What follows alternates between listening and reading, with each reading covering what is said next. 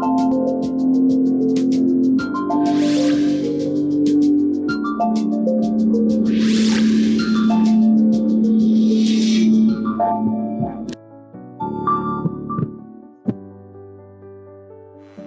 Welcome to జీవనరేఖ. Cellulitis అంటే ఏమిటి, లక్షణాలు ఎలా ఉంటాయి, సెల్యులైటిస్ అంటువ్యాధ, ఇది ఎక్కువగా ఎవరికి వచ్చే అవకాశం ఉంది, డయాబెటీస్ పేషెంట్లలో సెల్యులైటిస్ ప్రభావం ఎలా ఉంటుంది, ఎలాంటి జాగ్రత్తలు తీసుకోవాలి తదితర సందేహాలకు KBK multi speciality hospital, LB Nagar నుంచి general physician, senior diabetic specialist doctor Venkatareddy గారు ప్రస్తుతం మనతో పాటు స్టూడియోలో ఉన్నారు. దీనికి సంబంధించి ఎవరికైనా ఎటువంటి సందేహాలు ఉన్నా కూడా స్క్రీన్ పైన కనబడుతున్న నంబర్స్ కి కాల్ చేసి మీ సందేహాలను నివృత్తి చేసుకోవచ్చు. Hello doctor, welcome to our studio. Hello అండి. ముందుగా అసలు సెల్యులైటిస్ అంటే ఏంటంటారు, దీని లక్షణాలు ఎలా ఉంటాయి, ఎలా గుర్తించాలి మనం? సెల్యులైటిస్ అంటే skin infection, bacterial skin infection and subcutaneous tissue కూడా ఇన్వాల్వ్ అవుతుంది. ఇది ముఖ్యంగా చూసుకుంటే స్ట్రెప్టోకోకై అండ్ స్టాఫిలోకోకై బ్యాక్టీరియా ద్వారా ఈ సెల్యులైటిస్ అనే వ్యాధి వస్తుంది. అంటే దీన్ని ఎలా గుర్తించాలి మనం? అంటే సెల్యులైటిస్ ముఖ్యంగా శరీరంలో ఏ భాగానికైనా రావచ్చు, కానీ ముఖ్యంగా కాళ్ళలో వస్తూ ఉంటుంది. ఈ సెల్యులైటిస్ వచ్చినప్పుడు ముఖ్యంగా వ్యక్తి కాళ్ళు వాపు రావడం కానీ, ఎర్రగా కావడం కానీ, నొప్పిగా ఉండడం కానీ, జ్వరం రావడం కానీ, ఇంకా మనిషి చేతకాకపోవడం కానీ, ఆకలి మందగించడం, సరిగ్గా తినకపోవడం కానీ, ఇవన్నీ లక్షణాలు మనం సెల్యులైటిస్లో చూస్తుంటాం. ఇలా జరిగినప్పుడు, అంటే ఇలా గుర్తించినప్పుడు ఏంటి మనం ముందుగా చేయాల్సిన ప్రథమ చికిత్స ఏమైనా ఉంటుందా ఇంట్లో?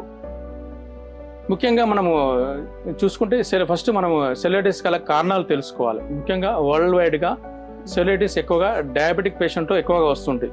ఎందుకంటే డయాబెటిక్ పేషెంట్లో, క్రానిక్ డయాబెటిక్స్లో వాళ్ళలో న్యూరోపతి అనే కాంప్లికేషన్ డెవలప్ అవుతుంటుంది. ఈ న్యూరోపతి ఏంటంటే వాళ్ళలో స్పర్శ సరిగా తెలియదు. ఈ స్పర్శ కాలికి సరిగా తెలియకపోవడం వల్ల వాళ్ళు చిన్న చిన్న గాయాలైనా కూడా వాళ్ళు దాని మీద ఇట్లా వాకింగ్ చేయడం వల్ల అది వాళ్ళు చూసుకోక అసరజ్ చేస్తుంటారు. దానివల్ల అది పెరిగి పుండుగా మారడం, అదే సెల్యులైటిస్ స్టేజ్కి వెళ్తుంటుంది. ఈ డయాబెటిక్ పేషెంట్స్లో మరో ముఖ్యమైన కాంప్లికేషన్ ఏంటంటే పెరిఫెరల్ ఆర్టీరియల్ డిసీజ్. అంటే వాళ్ళలో రక్త సరఫరా తగ్గుతూ ఉంటుంది బ్లడ్ వెజల్స్లో కొవ్వు పదార్థం చేరడం వల్ల. ఎప్పుడైతే ఈ రక్త సరఫరా తగ్గిందో వాళ్ళకు చిన్న గాయాలైనా సరే మనకు జనరల్గా మనుషులకు మారడానికి మనకు బ్లడ్ సప్లై ద్వారా ఆ పోషకాలన్నీ మానుతూ ఉంటుంది. కానీ ఈ డయాబెటిక్ పేషెంట్స్లో దురదృష్టవశాత్తు వాళ్ళకి ఈ కాంప్లికేషన్ వల్ల వాళ్ళకి సరిగా హీలింగ్ కావకపోవడం వల్ల ఆ సెల్యులైటిస్ స్టేజ్కి వెళ్తూ ఉంటుంది. మనం ముఖ్యంగా చూసుకుంటే సెల్యులైటిస్ ఈ డయాబెటిక్ పేషెంట్స్లో వస్తుంది. ఇంకా వేరే కారణాలు చూసుకుంటూ ఉంటే ఏమైనా చిన్న చిన్న గాయాలైనా కానీ, లేకపోతే ఏమైనా చిన్న ప్రిక్ ఇంజురీస్ అంటే కుచ్చుకోవడం వల్ల కానీ, స్కిన్ అలర్జీస్ ఉన్న వాళ్ళు క్రానిక్ స్కిన్ అలర్జీస్ ఉన్న వాళ్ళు ఏమైనా దురద పెట్టినప్పుడు గోకడం వల్ల చిన్న చిన్న పుళ్ళుగా మారడం, అది సెల్యులైటిస్గా వెళ్ళడం. స్నేక్ బైట్ వూండ్స్ కూడా ఒక్కొక్కసారి హీల్ కాకపోతే అవి సెల్యులైటిస్ స్టేజ్కి వెళ్తూ ఉంటాయి. ఇంకోటి ఇన్సెక్ట్ బైట్స్, ఊర్లలో జనరల్గా వ్యవసాయం చేసే వాళ్ళకైనా పురుగులు కరిచినా, కీటకాలు కరిచినా కూడా అట్లా అవుతుంటుంది. ఇంకా వ్యారికోజ్ వెయిన్స్, ఈ లాంగ్ స్టాండింగ్ జాబ్ చేసే వాళ్ళు ఆ వెయిన్స్ అనేది ఉబ్బుతూ ఉంటాయి. ఆ ఉబ్బి ఒక్కొక్కసారి ఇరిటేషన్లో అది కొంచెం దురదలాగా అనిపించి వాళ్ళు గోకడం వల్ల కానీ, ఇట్లా లాంగ్ వీనస్ స్టేసిస్ వల్ల కానీ, ఇట్లా ముఖ్య కారణం వల్ల ఏదైనా ఒక మనకు స్కిన్లో ఒక బ్రేక్ వచ్చడం వల్ల ఆ బ్రేక్ నుంచి ఆ బ్యాక్టీరియా ఎంటర్ అవ్వడం వల్ల ఆ సెల్యులైటిస్ స్టేజ్కి వెళ్తుంటుంది. అంటే సెల్యులైటిస్ అనేది డయాబెటిక్ అని కాకుండా నాన్ డయాబెటిక్ పేషెంట్స్లో కూడా వస్తుందా? డయాబెటిక్ పేషెంట్స్లో ఎక్కువగా వస్తుంటుంది. అండ్ డయాబెటిక్ పేషెంట్స్లో వాళ్ళ లైఫ్ టైంలో అట్లీస్ట్ ఒక 30 to 40% ఛాన్సెస్ ఉంటాయి సెల్యులైటిస్ రావడానికి. ఈ డయాబెటిక్సే కాకుండా మిగతా ఓల్డ్ ఏజ్ కానీ, లేకపోతే liver disorders, cirrhosis of liver problem ఉన్న వాళ్ళు కానీ, లేకపోతే kidney disease, chronic kidney disease ఉన్న వాళ్ళు కానీ, లేకపోతే ఈ క్యాన్సర్ పేషెంట్స్ కానీ, ఇమ్యూనో కాంప్రమైజ్డ్ స్టేటస్ అంటే ఎవరైనా క్యాన్సర్ ట్రీట్మెంట్ తీసుకున్న వాళ్ళు కానీ, ఎవరైనా స్టీరాయిడ్స్ మీద ఉన్న వాళ్ళు కానీ, వీళ్ళందరికీ సెల్యులైటిస్ వచ్చే అవకాశం ఉంటుంది. అంటే ముఖ్యమైన కారణం డయాబెటీస్ వాళ్ళలో రావడానికి సెల్యులైటిస్ అనేది ఎందుకు కారణం అవుతుంది? ఏ లోపంతో కారణం? మనం ఇందాక చూస్తున్నట్టుగా అది న్యూరోపతి అండ్ పెరిఫెరల్ ఆర్టరీస్ కాకుండా వాళ్ళ క్రానిక్ అన్కంట్రోల్డ్ డయాబెటిక్ పేషెంట్స్, అంటే వాళ్ళ షుగర్ రెగ్యులర్గా చెక్ చేసుకోకుండా దాన్ని సరిగా కంట్రోల్లో ఉంచుకున్నట్లయితే వాళ్ళకి సెల్యులైటిస్ స్టేజ్కి వెళ్తూ ఉంటుంది. కాబట్టి మనం ముఖ్యంగా మీ ద్వారా చెప్పదలుచుకుంది అంటే షుగర్ పేషెంట్స్ వాళ్ళ షుగర్ అసలు అశ్రద్ధ చేయకుండా రెగ్యులర్గా వాళ్ళ షుగర్ టెస్ట్ చేయించుకుంటూ ఉంటూ వాళ్ళు రెగ్యులర్గా దానికి సంబంధించిన మందులు వాడుకుంటూ ఉండాలి. మరి ఇంకో ముఖ్య చెప్పదలుచుకుంది ఏంటంటే మనం జనరల్గా ఫేస్ చూసుకుంటాం, మన హ్యాండ్స్ అవి చూసుకుంటుంటాం, కానీ లెగ్స్ ఎవరు మనం ముఖ్యంగా అరికాలు ఎవరు మనం చెక్ చేసుకోం. అందుకే మనం ఈ అవకాశం సెల్యులైటిస్ వచ్చే అవకాశం ఉండాలి. ముఖ్యంగా డయాబెటిక్ పేషెంట్స్, ఓల్డ్ ఏజ్, మనం ఇందాక చెప్పుకున్నట్టుగా లివర్ డిజార్డర్ పేషెంట్స్ కానీ, కిడ్నీ పేషెంట్స్ కానీ, మనం రోజు వాళ్ళకు ఒక ఫ్లోర్ మీద ఒక మిర్రర్ పెట్టి మనం వాళ్ళు స్నానం చేయగానే మిర్రర్ పెట్టి ఆ అరికాళ్ళు దాంట్లో చూసుకోవాలి, ప్రతిబింబం చూసుకోవాలి. ఏమైనా చిన్న చిన్న గాయాలు ఉంటే దానికి ఏమంటే ట్రీట్మెంట్ తీసుకున్నారు అనుకోండి, సెల్యులైటిస్ స్టేజ్కి వెళ్ళకుండా మనం ఆపిన వాళ్ళం మొత్తం. ఓకే, అంటే ఇదంతా కూడా ఏ ఏజ్ లో వచ్చే అవకాశాలు ఉంటాయంటారు? ఇప్పుడు డయాబెటిక్ అనేది చాలా చిన్న ఏజ్ లో కూడా చాలా మందికి వచ్చేస్తుంది కదా. మనం ముఖ్యంగా చూసుకుంటే సెల్యులైటిస్ ఎక్కువగా 20 to 60 years వాళ్ళకు వస్తుంటుంది.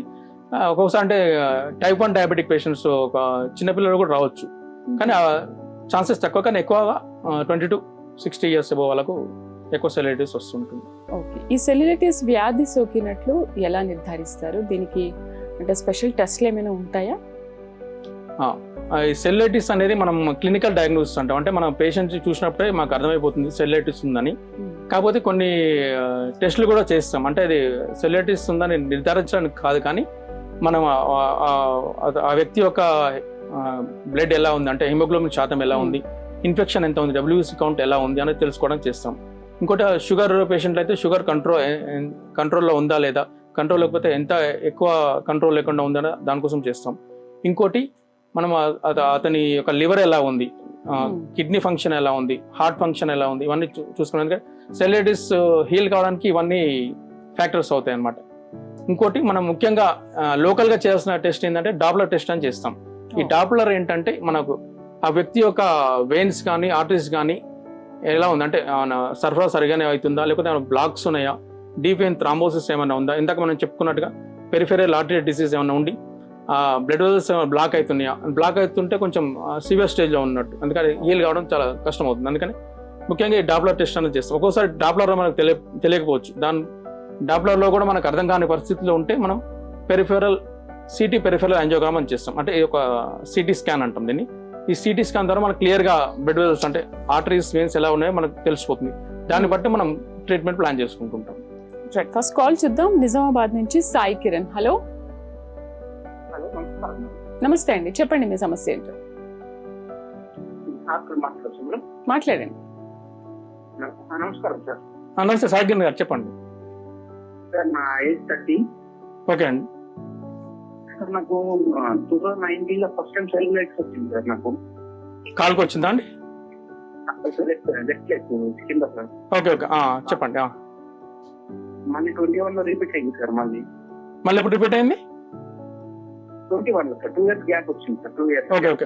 ట్రీట్మెంట్ ఏమి ఇచ్చారు మీకు? Treatment antibiotics sir. మన లోకల్లో డాక్టర్ ఇచ్చారు యాంటీబయాటిక్స్ తగ్గింది. Okay okay okay. ఇప్పుడు ఎలా ఉన్నారు మీరు? పర్వాలేదు సార్, ఇప్పుడు బాగుంది. మొన్న రీసెంట్ గా కేపీ హాస్పిటల్ వచ్చాను సార్ నేను. Okay okay okay. అయితే సిటీ యాంజియోగ్రామ్ తీశారు. ప్రాబ్లం ఏం లేదా అన్నారు సార్. Okay okay. ఊండ్ లాగా ఉందా, అల్సర్ లాగా ఏమైనా డెవలప్ అయిందా, లేకపోతే ఓన్లీ వాపే ఉందా? ఏం లేదు, ఇప్పుడైతే నార్మల్ ఉంది సార్. అట్లా రికరెంట్ గా ఎందుకు వస్తుందని డౌట్ ఫోన్ చేశాను సార్ మీకు. డయాబెటికా మీరు? డయాబెటికా? షుగర్ ఏం లేదు సార్, నార్మల్ సార్. షుగర్ ఏం లేదు సార్ నాకు. అవునా? కొంతమంది పేషెంట్స్ లో ఈ డయాబెటిక్ లేకుండా ఈ కొన్ని కారణాల వల్ల, అంటే మనం ఇమ్యూనిటీ తక్కువ ఉండడం వల్ల కానీ, లేకపోతే మీ ఫ్రీక్వెంట్ వర్క్, అంటే మీకు చేసే వర్క్ ఏంటి? అదే ఇట్లాంటి స్టాండింగ్ వర్క్ చేసే వాళ్ళు కానీ, కొంచెం అంటే న్యూట్రిషియస్ ఫుడ్ తీసుకునే వాళ్ళు కానీ, ఎక్కువ ఆ ఫ్రిక్షన్ వల్ల ఒక్కోసారి డెవలప్ అయ్యి అట్లా అల్సర్స్ లాగా ఫామ్ అయ్యి సెల్యులైటిస్ ఫామ్ అవుతుంటుంది. మీరు ఒకసారి నాకు ఫోన్ చేసి రండి, నేను ఒకసారి క్లియర్గా చూసి మనం మాట్లాడదాం. ఓకే, అంటే ఒకసారి వచ్చిన సెల్యులైటిస్ అనేది ఒక 2 years తర్వాత మళ్ళీ వచ్చిందని చెప్తున్నారు కదా. అంటే ఒకసారి మెడికేషన్ ఇదంతా తీసుకున్న తర్వాత కూడా మళ్ళీ వచ్చే అవకాశాలు ఉంటాయా? అవునండి, సెల్యులైటిస్ రికరెంట్ గా రావచ్చు. ఎందుకంటే మనం చెప్పుకున్న విధంగా ప్రీడిస్పోజింగ్ ఫ్యాక్టర్స్ అంటాం. అంటే దేనివల్ల సెల్యులైటిస్ అనేది పూర్తిగా మనిషి నుంచి అయితే పోవు కదా. అంటే డయాబెటిక్ కొన్ని రోజులు కంట్రోల్ ఉంచుకుంటారు, కానీ మళ్ళీ పొరపాటున మళ్ళీ ఎక్కువ తినడం కానీ, టాబ్లెట్స్ సరిగ్గా వేసుకోకుండా మళ్ళీ డయాబెటీస్ పెరుగుతుంది. మళ్ళీ ఈ ఫ్రీక్వెంట్ గా చిన్న చిన్న ఇంజురీస్ అయినా కూడా మళ్ళీ నెగ్లెక్ట్ చేస్తుంటారు. మళ్ళీ ఇట్లా ఏజ్ పెరుగుతూ ఉంటే కానీ, లేకపోతే ఇట్లా లాంగ్ స్టాండింగ్ జాబ్ చేసే వాళ్ళు కానీ, ఇట్లా వ్యారికోస్ డెవలప్ అయిన వాళ్ళు కానీ, ఇట్లా లివర్ డిజార్డర్స్ అంటే క్రానిక్ ఆల్కహాలిక్స్, స్మోకర్స్, వీళ్ళలో నేచురల్గానే బ్లడ్ వెజల్స్ బ్లాకింగ్ శాతం ఎక్కువ ఉంటుంది. ఇంకా దాని మీద డయాబెటీస్ ఉంటే ఇంకా డబల్ ఎడిస్ వాడిలాగా, అందుకే రికరెంట్గా వస్తుంటుంది.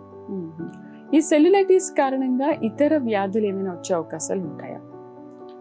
సెల్యులైటిస్ ద్వారా ఇతర వ్యాధులు అని చెప్పాం, కానీ ఆ ఉన్న పార్ట్లోనే సెల్యులైటిస్ మనం ఇందాక లక్షణాలు చెప్పినట్టుగా రెడ్గా కావడము, వాపు రావడము, అది కాకుండా చిన్న చిన్న బొబ్బల్లాగా ఫామ్ అవుతుంటాయి. ఆ బొబ్బల్లాగా ఫామ్ అయ్యి అందులో నుంచి వాటర్ యూజ్ అవుతుంటుంది, ఒక్కోసారి బ్లడ్ కూడా యూజ్ అవుతుంటుంది. అది ఒక్కోసారి మన రెగ్యులర్ ట్రీట్మెంట్, సరైన ట్రీట్మెంట్ తీసుకోకపోతే అది క్రానిక్ woundగా మారచ్చు. అంటే నెలల తరబడి అట్లే wound ఉంటుంది. ఇంత ట్రీట్మెంట్ తీసుకున్నా కంటిన్యూ అవుతుంటుంది. ఇంకోటి ఈవెన్ ఆ స్టేజ్ దాటి ఇంకా వాళ్ళు ఏమైనా అంటే ఫాలోఅప్ లేకుండా వాళ్ళు ఏమైనా బ్లడ్ బ్లాక్ ఉంటే అది మొత్తానికి ఆ బ్లడ్ సప్లై తగ్గిపోయి అది గ్యాంగ్రీన్ స్టేజ్ కూడా వెళ్తుంది. అంటే గ్యాంగ్రీన్ అంటే మొత్తం బ్లడ్ సప్లై వెళ్ళకపోవడం వల్ల అది మొత్తం బ్లాక్గా మారడం, ఆ పార్ట్ పనిచేయకపోని స్టేజ్ కూడా వెళ్తుంటుంది. కానీ అదృష్టవశాత్తు మనం కేవీకే హాస్పిటల్లో advanced wound care treatment and advanced cellulitis treatment ద్వారా కేవలం మందుల ద్వారానే మనము ఆ గ్యాంగ్రీన్ స్టేజ్కి వెళ్ళకుండా కూడా చేస్తున్నాం. కొంతమంది దురదృష్టవంతుల్లో ఆ గ్యాంగ్రీన్ స్టేజ్కి వెళ్ళినప్పుడు తప్పని పరిస్థితులు, అంటే పేషెంట్ అంటే బ్లడ్లో ఇన్ఫెక్షన్ పెరగకుండా, వేరే ఆర్గాన్స్ ఎఫెక్ట్ కాకుండా, సెప్టిక్ షాక్కి వెళ్ళకుండా ఉండాలంటే ఒక్కోసారి ఆ కాళ్ళను కానీ చేతిని కానీ తీసేస్తారు. ఎందుకంటే ప్రాణం కాపాడడం కోసం యాంపిటేషన్ చేస్తుంటారు. కానీ అదృష్టవశాత్తు 90% వరకు మన కేబీకే హాస్పిటల్లో యాంపిటేషన్ చేయకుండా, అంటే కాలు తీసేయకుండానే కేవలం advanced wound care and advanced cellulitis treatment ద్వారా మనం ఓన్లీ యాంటీబయాటిక్స్ ఇస్తూ, రెగ్యులర్ మెడిసిన్స్ ఇస్తూ, రెగ్యులర్ డ్రెస్సింగ్ చేస్తూ, వాళ్ళకు ఆహార అలవాట్లు చెప్తూ, వాళ్ళ షుగర్ కంట్రోల్ ఉంచుతూ మనం ఓన్లీ మెడిసిన్స్ ద్వారానే ఇప్పటివరకు చాలా కొన్ని వేల మందికి అట్లా ట్రీట్మెంట్ అందిస్తుంది. అయితే శరీరంలోని ఇతర ఏ భాగాలకు సెల్యులైటిస్ వచ్చే అవకాశం ఉంటుంది? ముఖ్యంగా చూసుకుంటే మనం మాక్సిమం ఎక్కువ శాతం కాళ్ళలో వస్తుంది. అంటే కాళ్ళతో నడుస్తుంటాం, ఎక్కువ కాల్ వర్క్ లోడ్ అంతా దాని మీద పడుతుంటుంది కాబట్టి. కానీ కొన్ని ప్లేసెస్లో కొన్ని సందర్భాల్లో చేతులకు రావచ్చు. అంటే ఎక్కడైనా wounds అయినా, ఎక్కడైనా దెబ్బ తగిలినా, అక్కడైనా ప్రిక్ ఇంజురీస్ అయినా, ఏమైనా కాలినా కూడా ఒక్కోసారి హ్యాండ్ సప్లై చేసే బ్లడ్ వెజల్స్ కూడా బ్లాక్స్ ఉంటాయి. అలాంటి సందర్భాల్లో కూడా చేతులకు రావచ్చు. ఒక్కోసారి ఐస్లో కూడా, ఐలిడ్స్, ఫేస్ మీద కూడా ఒక్కోసారి రేర్ కేసులో రావచ్చు. ఓకే, ఎవరెవరిలో వచ్చే అవకాశాలు ఉంటాయి అంటే దాంట్లో ఏజ్ కూడా చెప్పారు, 22 to 60 వరకు మాక్సిమం ఏజ్ రావచ్చు.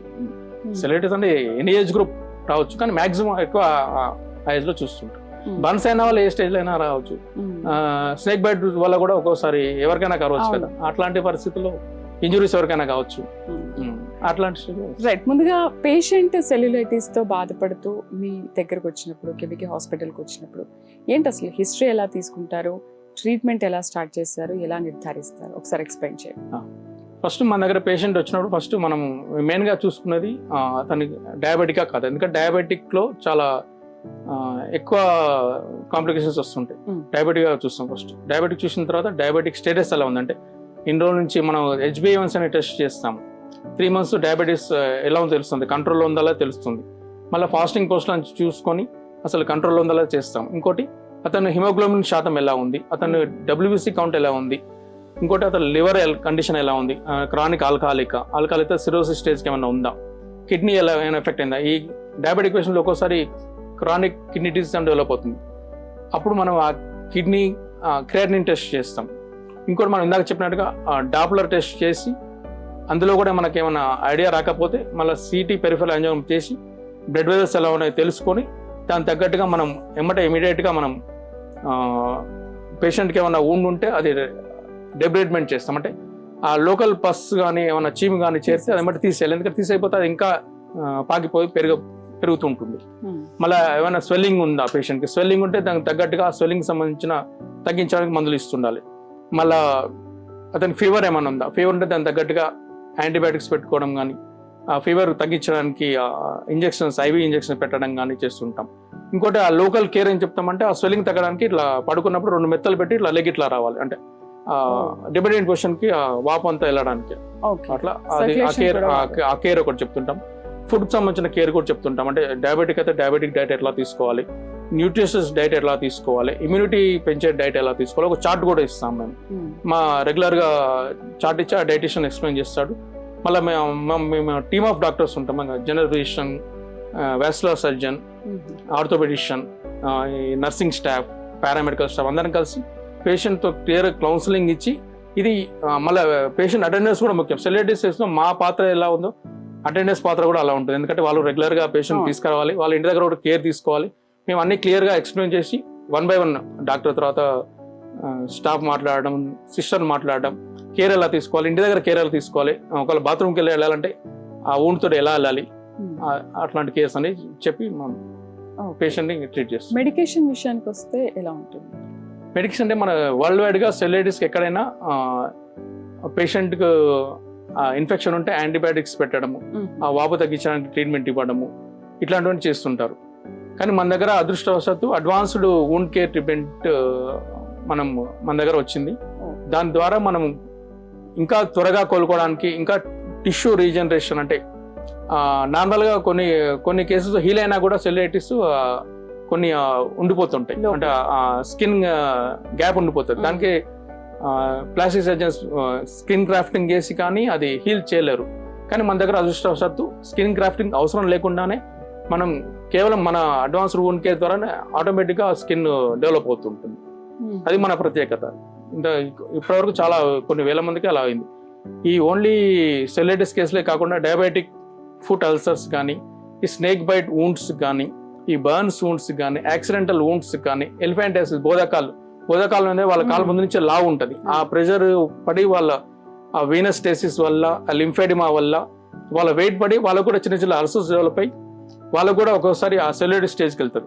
మనం కూడా చాలా మంది సెల్యులైటిస్ పేషెంట్స్కి మన ఇండియా త్రూఅవుట్ ఇండియా నుంచి వస్తుంటారు ఎలిఫెంటాసిస్ కేసు. అంటే చాలా ఇప్పుడు రేర్ కేసెస్ అయినాయి కాబట్టి ఆ రేర్ కేసులు వాళ్ళు ఇబ్బంది పడకుండా వాళ్ళకు కూడా మనం ప్రత్యేక చికిత్స అందిస్తున్నాం. సెల్యులైటిస్ అంటే రోజు రోజుకి ఇలా పెరిగిపోవడానికి కారణం ఏంటంటారు? అది లైఫ్ స్టైల్ చేంజెస్. అంటే మనం ఇప్పుడు diabetes is the main cause కాబట్టి లైఫ్ స్టైల్ అంటే జంక్ ఫుడ్ ఎక్కువ తినడం, శారీరక వ్యాయామం చేయకపోవడం వల్ల డయాబెటీస్ వస్తుంది అందరికి. డయాబెటీస్ అన్కంట్రోల్ ఉంటుంది. అన్కంట్రోల్ ఉన్న వాళ్ళకి ఆటోమేటిక్గా ఇప్పుడు వాళ్ళు చిన్న ఏమైనా అయినా కూడా అది సెల్యులైటిస్ గాయాలైనా సెల్యులైటిస్ స్టేజ్కి వెళ్తుంటుంది. ఇంకో ముఖ్యమైన కారణం ఒబేసిటీ, ఊబకాయం వల్ల కూడా వాళ్ళ ప్రెషర్ అల్సర్స్ డెవలప్ అవుతాయి. వాళ్ళు వెయిట్ అంతా వాళ్ళ లెగ్స్ మీద పడి ఒకసారి చిన్న అల్సర్స్ ఫామ్ అయ్యి అది సెల్యులైటిస్ స్టేజ్కి వెళ్తూ ఉంటుంది. ఓకే, సో మెడికేషన్ ఇన్ని రోజులు యూజ్ చేయాలి అని పేషెంట్కి ఏమైనా చెప్తారా? లేదు తగ్గిన తర్వాత దాన్ని ఇంకా తీసుకొని అవసరం లేదా? మనం రెగ్యులర్గా అంటే స్టేజ్ని బట్టి, అంటే ఆ పేషెంట్ ఏజ్ని బట్టి, ఆ సెల్యులైటిస్ ఎంతవరకు ఉందనే దాన్ని బట్టి ఒక్కొక్కరికి అంటే ఇండివిజువలైజ్డ్ ట్రీట్మెంట్ ఉంటుంది. వాళ్ళకు రెగ్యులర్ ఫాలోఅప్లో ఉంచుతాం. అంటే రెగ్యులర్ మన దగ్గర డ్రెస్సింగ్స్ చేస్తూ, వాళ్ళ మెడికేషన్స్ ఇస్తూ, వాళ్ళ ఫుడ్ హ్యాబిట్స్ చెప్తూ మనం రెగ్యులర్ ఫాలోఅప్ చేస్తుంటాం. ట్రీట్మెంట్ అయినాక పూర్తిగా నయమైనా కూడా ఇందాక మన కాలర్ చెప్పినట్టుగా మళ్ళీ వచ్చే అవకాశం ఉంటుంది. కాబట్టి మనం రెగ్యులర్ ఫాలోఅప్ ఉండమని చెప్తాం. ఎందుకంటే వాళ్ళకు ఏదో ఒక ప్రాబ్లం ఉంటుంది, డయాబెటీస్ కానీ కిడ్నీ ప్రాబ్లం కానీ ఉంటుంది. దానికోసం వచ్చినప్పుడు మేము మళ్ళీ ఎగ్జామిన్ చేస్తాం. అంతకుముందు మనం ట్రీట్ చేసింది ఎలా ఉంది, మళ్ళీ ఏమైనా డెవలప్ అవుతుందా, చిన్నవి ఉన్నప్పుడే దాన్ని ట్రీట్ చేసి మళ్ళీ దానికి నయమైనట్టు చేస్తుంటాం. ఓకే, అయితే ఈ సెల్యులైటిస్ అనేది డయాబెటిక్ అండ్ నాన్ డయాబెటిక్లో కూడా వచ్చే అవకాశాలు ఉంటాయి కాబట్టి ఎవరిలో ఎక్కువగా తగ్గే ఛాన్సెస్ ఉంటాయి? మంచి క్వశ్చన్ అడిగారు. సెల్యులైటిస్ వచ్చినప్పుడు నాన్ డయాబెటిక్ పేషెంట్లు తగ్గడానికి అవకాశం చాలా తొందరగా ఉంటుంది. ఎందుకంటే డయాబెటిక్ పేషెంట్స్లో ఇమ్యూనిటీ ఆల్రెడీ తక్కువ ఉంటుంది కాబట్టి వాళ్ళలో హీలింగ్ పవర్ తక్కువ ఉంటుంది. కాబట్టి నాన్ డయాబెటిక్ పేషెంట్స్లో తగ్గే అవకాశం మంచిగా ఉంటుంది. డయాబెటిక్ పేషెంట్స్లో స్ట్రిక్ట్ కంట్రోల్ ఉంచుతూ మనం మందులు ఇస్తూ తగ్గించాల్సి ఉంటుంది. ఓకే, అంటే ఇప్పుడు డయాబెటిక్ వాళ్ళకి నాన్ డయాబెటిక్ వాళ్ళకి ఎన్ని రోజుల్లో తగ్గే అవకాశాలు ఉంటాయి? ఇప్పుడు డయాబెటిక్ అంటే కొంచెం టైం పడుతుంది, వీళ్ళకి నాన్ డయాబెటిక్ పేషెంట్స్ వాళ్ళ కాంప్లికేషన్ లేదనుకో జనరల్గా 2 weeks to 1 month మ్యాక్సిమంలో హీల్ అవుతుంటుంది. కానీ డయాబెటిక్ పేషెంట్ ఒక్కోసారి 2 months పట్టొచ్చు, ఒక్కోసారి 3 months కూడా పట్టొచ్చు. ఎందుకంటే డయాబెటిక్ ఎంత కంట్రోల్ వచ్చినా ఒక్కోసారి వాళ్ళు మళ్ళీ మనం డిశ్చార్జ్ చేసినాక ఇంటికి వెళ్ళి మళ్ళీ వాళ్ళు ఫుడ్ హ్యాబిట్స్ మళ్ళీ బ్యాక్ టు నార్మల్ వెళ్ళి మళ్ళీ వాళ్ళు కంట్రోల్ ఉంచుకోవడం వల్ల మళ్ళీ ఒక్కోసారి ప్రొలాంగ్ అవుతుంటుంది. ఒక పేషెంట్కి సెల్యులైటిస్ వచ్చినప్పుడు అంటే హాస్పిటల్లో అడ్మిషన్ వరకు ఉండే అవకాశాలు ఏమైనా ఉంటాయా? డయాబెటిక్ పేషెంట్స్లో మ్యాక్సిమం అడ్మిషన్ అవసరం ఉంటేనే బాగుంటుంది. ఎందుకంటే వాళ్ళు స్ట్రిక్ట్ కంట్రోల్ ఉంచారు. అట్లీస్ట్ ఫస్ట్ 1 week అయితే అడ్మిషన్ ఉండడం బెటర్. ఎందుకంటే మాకు ఒక ఐడియా వస్తుంది వాళ్ళ డయాబెటిక్ స్టేటస్ ఎలా ఉంది, వాళ్ళకి ఎంతవరకు మనం ముఖ్యంగా ఇన్సులిన్ ఇవ్వాల్సి వస్తుంది. ఎందుకంటే ఆ స్టేజ్కి వెళ్ళారంటే ఇన్సులిన్ పెడితే కానీ తగ్గదు. ఆ ఇన్సులిన్ మనం డోస్ అడ్జస్ట్మెంట్ చేయడానికి కానీ, మనం యాంటీబయాటిక్స్ ఎలా పనిచేస్తున్నాయని, మన వూండ్ కేర్ ట్రీట్మెంట్ వాళ్ళకి ఎంతవరకు ఎఫెక్టివ్గా పనిచేస్తుందని దాన్ని తెలుసుకోవడానికి మనం అట్లీస్ట్ ఒక 1 వీక్ అయినా హాస్పిటల్ అడ్మిట్ చేసి తర్వాత మనం రెగ్యులర్గా మనం ఫాలోఅప్లో ఉంచి వాళ్ళకి ట్రీట్ చేస్తుంటాం. ఓకే, డయాబెటీస్ ఉన్న వాళ్ళకి ఆల్రెడీ సెల్యులైటిస్తో పాటు ఇతర వ్యాధులు ఏమైనా వచ్చి ఉంటే వాళ్ళకి ట్రీట్మెంట్ ఏ విధంగా ఉంటుంది? ఎందుకంటే కొంతమందికి హార్ట్ ప్రాబ్లం ఉండొచ్చు, కిడ్నీ ప్రాబ్లం ఉండొచ్చు, నెఫ్రో ఉండొచ్చు. ఇలాంటప్పుడు ఆ పేషెంట్ని ఎలా ట్రీట్ చేస్తారు మీరు? ఇది కూడా మంచి క్వశ్చన్ అండి. సెలైటిస్ డయాబెటిక్ పేషెంట్ వస్తుంది కూడా ఆల్రెడీ వాళ్ళు డయాబెటిక్, ఆల్రెడీ కొంతమంది ఆల్కహాలిక్ ఉంటారు కాబట్టి వాళ్ళకు సిరోసిస్ ఆఫ్ లివర్ ఉంటుంది, వాళ్ళు సీకేడి కిడ్నీ ప్రాబ్లం ఉంటుంది. కాబట్టి మనం రెగ్యులర్గా మనం టీమ్ ఆఫ్ డాక్టర్స్ అంటే నెఫ్రాలజిస్ట్ మన దగ్గర చూసి వాళ్ళకి తగ్గట్టుగా డోస్ అడ్జస్ట్ చేస్తుంటారు. కార్డియాలజిస్ట్ రెగ్యులర్గా ఈసీజీ 2D చూసుకొని వాళ్ళ హార్ట్ ఫంక్షన్ ఎలా ఉందో చూసి దానికి తగ్గట్టుగా ఆ మెడికేషన్స్ మనం డోస్ అడ్జస్ట్ చేసి ఆ పేషెంట్కి అన్ని ట్రీట్మెంట్ ఇస్తుంటాం. మిగతా వాళ్ళైతే అడ్మిషన్ వరకు అవసరం ఉండకపోవచ్చా? అంటే ఎంగేజ్ అంటే ఒక 20 years ఉన్నాడు, నాన్ డయాబెటిక్, అంటే కొద్దిగా ఒక లెగ్లో కొంచెం పాటే ఎఫెక్ట్ అయింది, వాళ్ళకి మనం oral antibiotics and oral medication ద్వారా కూడా మనం ట్రీట్మెంట్ ఇచ్చి చూడొచ్చు. 1 వీక్ వరకు ఇచ్చి చూసి మనం ఫాలో పెడతాం. 1 వీక్ తర్వాత వచ్చినాక మనం హీల్ ఇంప్రూవ్ అవుతుంది అనుకోండి, రెగ్యులర్ మళ్ళీ అట్లనే కంటిన్యూ చేస్తాం. ఒకవేళ 1 వీక్ తర్వాత పెద్ద ఇంప్రూవ్మెంట్ రాలేదు, ఇంకా వర్స్ అవుతుంది, అప్పుడు కంపల్సరీ మళ్ళీ అడ్మిట్ కామని చెప్తుంటాం. ఓకే, డయాబెటిక్ వాళ్ళకి ఒకవేళ అన్కంట్రోల్ డయాబెటీస్ ఉంది అనుకోండి, మరి వాళ్ళకి ట్రీట్మెంట్ ఏమైనా కొంచెం టైం తీసుకుని మళ్ళీ స్టార్ట్ చేస్తారా? అన్కంట్రోల్ డయాబెటిక్స్ అంటే టైం ఏం తీసుకోము, ఎందుకంటే వాళ్ళు ఎంత టైం తీసుకుంటే అంత డిలే అయ్యి మళ్ళీ వాళ్ళు గ్యాంగ్రీన్ స్టేజ్కి వెళ్ళడం కానీ వాళ్ళ కాల్ తీసే పరిస్థితి వస్తుంది. కంపల్సరీ ఇమీడియట్గా అడ్మిట్ చేయమని చెప్తాము. ఇమీడియట్గా మేము షుగర్ కంట్రోల్ ప్రాసెస్ స్టార్ట్ చేస్తాం. ఒక్కోసారి కంటిన్యూస్ ఇన్సులిన్ ట్రిప్ ద్వారా పెట్టి ఒక్కోసారి హై షుగర్స్ వస్తుంటారు, అంటే గ్లూకోమీటర్ రీడింగ్ కూడా దొరకదు అంత, అంటే 300, 500 వాళ్ళకి ఇమీడియట్ గా మనం వితిన్ 6 hours తగ్గించేస్తే కానీ మనం ట్రీట్మెంట్ ఫర్దర్ గా ప్రొసీడ్ కాలేము. ఫుడ్ హ్యాబిట్స్ అనేది ఇద్దరిలో కూడా చేంజెస్ ఉంటాయా? కంపల్సరీ ఉంటుంది. డయాబెటిక్ ఎట్లా మోస్ట్లీ కార్బోహైడ్రేట్స్ తగ్గించి ప్రోటీన్స్ ఎక్కువ ఇచ్చే డైట్ ఉంటుంది. నాన్ డయాబెటిక్స్ లో regular diet, normal balance diet ఇవ్వచ్చు డయాబెటిక్ కాని వాళ్ళలో. ఓకే, కేబీకే హాస్పిటల్లో ఉన్న ఇతర ప్రత్యేకతలు కానీ స్పెషాలిటీస్ కానీ ఓన్లీ సెల్యులైటిస్కి కాకుండా ఇంకా ఏం చేస్తారు? చాలా మంచి ప్రశ్న అండి. ఇది మా ప్రపంచంలో ఎక్కడా లేని విధంగా మనము ఇది cellulitis wounds, gangrenous wounds, snake bite వూండ్స్కి, ఎలిఫెంటియాసిస్ వూండ్స్కి, మరియు బర్న్స్ వూండ్స్కి, యాక్సిడెంటల్ వూండ్స్కి వేరే దగ్గర యాంపిటేషన్ అన్నా సరే మన దగ్గర మ్యాక్సిమం ఒక 90% వరకు యాంపిటేషన్ అవసరం లేకుండా కేవలం మన advanced cellulitis and advanced burn care treatment, advanced wound care treatment, advanced filariasis treatment ద్వారా కేవలం మందుల ద్వారానే ఆ వ్యక్తికి ఎలాంటి యాంపిటేషన్ అవసరం లేకుండా, ఎలాంటి ప్రాబ్లం రాకుండా మనం ట్రీట్మెంట్ అందిస్తున్నాం. ఇది కొన్ని నెలల్లోనే పేషెంట్కి మంచిగా అయిపోతూ ఉంటుంది. మన దగ్గర వచ్చిన పేషెంట్సే వేరే పేషెంట్స్ చెప్తున్నారు, అట్లా మనకు పేషెంట్స్ వస్తున్నారు. కాబట్టి మీ బంధువులలో కానీ మీ ఫ్రెండ్స్లలో కానీ ఎవరైనా ఉంటే ఎట్లాంటి ప్రాబ్లమ్స్ ఉన్నా, యాంపిటేషన్ అన్నా సరే మన దగ్గర వేరే దగ్గర యాంపిటేషన్ అన్నా సరే మనం మ్యాక్సిమం 90% వరకు మనం యాంపిటేషన్ లేకుండా చేస్తాం. కొంతమందిలో మాత్రం చిన్న ఒక వేలు అట్లాంటి స్టేజ్కి వెళ్ళారు, కానీ మ్యాక్సిమం 90% మన దగ్గర యాంపిటేషన్ అవసరం లేకుండానే వాళ్ళు మళ్ళీ రెగ్యులర్గా వర్క్ చేసుకుంటారు. ఒక పేషెంట్ మనకు రెగ్యులర్గా బండి మీద తిని అమ్ముకుంటాడు, ఎలిఫెంటియాసిస్ పేషెంట్. అతను వేరే దగ్గర యాంపిటేషన్ అంటే మన దగ్గరకు వచ్చిండు, ఒక 2 monthsలో మంచిగా అయిపోయింది. మళ్ళీ ఇప్పుడు మొన్న వచ్చి ఫాలోఅప్కి వచ్చాడు. అతను మళ్ళీ బండి మీద రెగ్యులర్ తిరిగి అమ్ముకుంటుంటాడు. అట్లా జీవనోపాధి నష్టపోకుండా కూడా మనం చేయగలుగుతున్నందుకు మనం గర్విస్తున్నాం. ఓకే, చిన్నపిల్లల్లో కూడా వచ్చే అవకాశాలు ఉంటాయా ఇదేమైనా? చిన్నపిల్ల మేము 3 years కేసెస్ కూడా చూసామండి. 3 years అంటే హాట్ వాటర్ పడి, మిల్క్ పడి అట్లా గాయాలయ్యి ఎమ్మటే మానకపోతే ఒక్కోసారి ఎమ్మటే ట్రీట్మెంట్ తీసుకోకపోతే ఒకసారి సెల్యులైటిస్ స్టేజ్కి వెళ్తాయి. అట్లాంటి పేషెంట్స్ కూడా మనం ఒక 3-4 weeksలో మనం ట్రీట్మెంట్ చేసినాం. మినిమం 3 years నుంచి మనం మ్యాక్సిమం 70 years పేషెంట్స్ కూడా ట్రీట్ చేస్తాం. ఓకే, అయితే కేబీకే హాస్పిటల్లో ఇంకా అడ్వాన్స్ ట్రీట్మెంట్స్ ఏమి ఉన్నాయి, వేటికి ఉన్నాయి? అదే కేబీకే హాస్పిటల్లో ముఖ్యంగా మనకు వరల్డ్లో ఎక్కడ లేని విధంగా మనకు వేరే కంట్రీస్ నుంచి కూడా యాంపిటేషన్ అంటే సింగపూర్ నుంచి, రష్యా నుంచి కూడా వచ్చారు. ఎక్కడా లేని విధంగా అంటే టిష్యూ హీలింగ్ జరిగే అడ్వాన్స్ ట్రీట్మెంట్ ద్వారా గ్రాఫ్టింగ్ అవసరం లేకుండా, యాంపిటేషన్ అవసరం లేకుండా, కాళ్ళు తీసేయాల్సిన పరిస్థితి లేకుండా ఓన్లీ మెడిసిన్స్ ద్వారా మనం ఈ బర్న్స్ వూండ్స్కి కానీ, యాక్సిడెంటల్ వూండ్స్కి కానీ, సెల్యులైటిస్ వూండ్స్ కానీ, ప్రీ గ్యాంగ్రీనస్ వూండ్స్కి కానీ, స్నేక్ బైట్ వూండ్స్ కానీ, వారికోజ్ వెయిన్స్ అల్సర్స్ వూండ్స్కి కానీ, ఎట్లాంటి వూండ్స్ అంటే ఇది ఒక number 1 wound care hospital in the world అని చెప్పొచ్చు. అంటే ఇట్లాంటి ఓన్లీ వూండ్స్ కోసం స్పెసిఫిక్గా పెట్టిన హాస్పిటల్ ఇంతవరకు లేదు నాకు తెలిసి. If I'm wrong I don't know, but ఇంత నాకు తెలిసి అయితే నా నాలెడ్జ్ ప్రకారం అయితే ఓన్లీ వూండ్స్ కోసం కేటాయించిన హాస్పిటల్ ఇది ఒకటే ఉంది. ఎందుకంటే మనం రోజు చాలా మంది యాంపిటేషన్ చూస్తున్నాం. అంటే దురదృష్టంతో యాక్సిడెంట్ అయ్యి కాలిపోతే అది వేరు, కానీ మనం తెలిసి ఇన్ఫెక్షన్ ద్వారా వచ్చే యాంపిటేషన్ మనం కొంచెం నివారించే యాంపిటేషన్స్ అంటే మనకు కొంచెం ట్రీట్మెంట్ తెలిసింది. ఇది తెలిసిన ట్రీట్మెంట్ కొంచెం ప్రపంచానికి తెలియాలనే ఒక తాపత్రయంతో మనం చాలా వరకు కొన్ని వేల మందికి యాంపిటేషన్ లేకుండా వేరే దగ్గర హాస్పిటల్లో యాంపిటేషన్ ఉన్నా సరే మన దగ్గరకు వస్తే మనం కొన్ని నెలల్లోనే వాళ్ళకు ట్రీట్మెంట్ అందించి వాళ్ళ కాళ్ళను కాపాడగలిగినాం, వాళ్ళ చేతులను కాపాడగలిగినాం. దీనికి మేము చాలా సంతోషిస్తున్నాం.